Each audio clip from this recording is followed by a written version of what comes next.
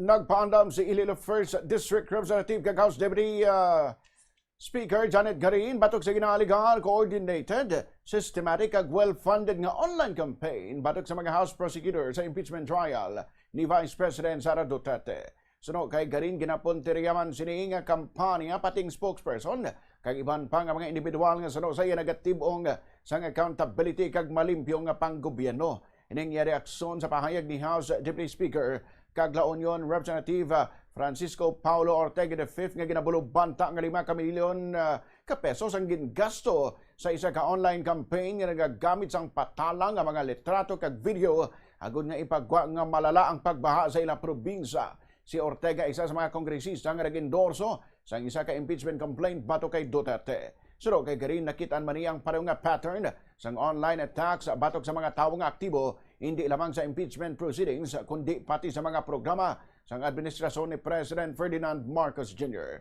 Sunod sa iya, hindi lamang ordinaryo nga pagbasa ang nagkakatabo kundi mas makahaladlok ang paglapta sang fake news kag disinformation. Ginhatag ni Garin bilang halimbawa ang mga social media posts nga nagapakita sang pagbaha sa Pilipinas, pero ang iban sini nagagamit sang daan nga mga litrato o mga imahe nga halin sa iban nga pungsod. So, nakikita naman natin na kung sino yung active, hindi lamang dun sa impeachment, kundi dun sa mga programa ng administrasyon, ay nagkakaroon ng bashing. At hindi lang yung bashing, ang mas nakakatakot ay yung fake news. Kasi yung mga ina-attach na kunyari bumaha o ganito na parang hirap na hirap yung mga tao at lumalangoy.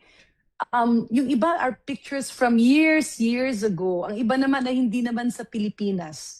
Totoo na merong mga pagbaha no, sa ilang mga lugar. Kasama na yung distrito ko, dito sa may Northern Luzon, kasama rin yan. Central Luzon, kasama rin yan. Dahil nga na umaapaw yung tubig galing sa mga ilog at sa dagat papunta sa lupa. And that is not only in the Philippines, buong mundo yan. At ang tinututukan natin ngayon ay ang pagresponde. Subalit, na gugulat no yung iba, lalo na yung mga nasa Visayas at Mindanao, kasi iba ang nakikita nilang picture. So there's really a coordinated, systematic, well-funded targeting not only the prosecutors, including the spokesperson, and other figures who are behind the campaign for accountability and a clean governance under the current administration.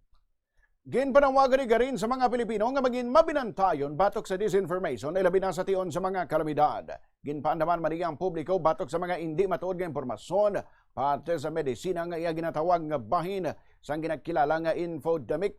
Sunod kay Garin, hindi dapat paggamito ng disinformation agud mabalhin ang atensyon sang publiko halin sa mga issues ng accountability kag maayo nga pagdumara sang gobyerno.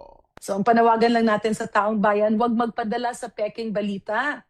Huwag rin magpadala sa mga peking medical information and what we call infodemics kasi kaakibat ng kanilang paglilihis at kaakibat ng kanilang papadivert, no? Kung sa Bisaya pa, ayaw ta pagtuo-tuo, no? Kay ayaw po ta pagpailad, hindi kita magpainto, no? Kung sa Ilonggo, because that is actually injustice to the Filipino people.